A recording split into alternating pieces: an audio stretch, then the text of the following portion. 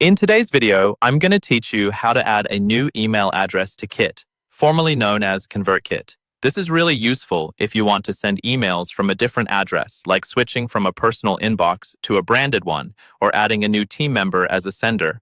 I'll walk you through the process step by step, and by the end, your new address will be ready to use as a verified sender inside your account. First, log into your Kit account and look to the top right corner of the screen. You'll see your account icon there. Go ahead and click on that icon to open the account menu.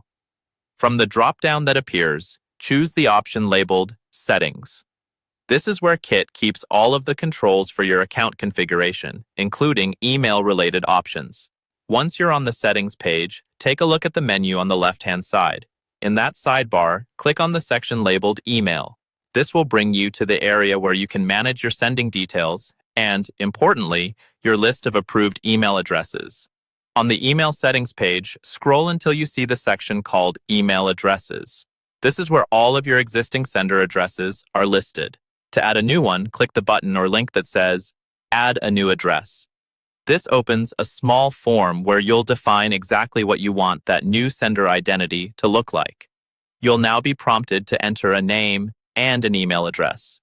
In the name field, type the name you want your subscribers to see in their inbox. This could be your actual name, your brand name, or a combination like Alex from my company. In the email address field, type the actual email address you want to send from, making sure there are no typos because this is where Kit will send the verification message. After you've filled in those details and double-checked them, click the Save button. At this point, the new address will appear in your list, but it won't be active yet. You'll notice its status is marked as pending. That means Kit is waiting for you to verify that you really own this inbox. Now go to the inbox of the email address you just added. Look for a verification email from Kit. Open that message and click the verification link inside. Once you do this, the status in your Kit account will change from pending to confirmed.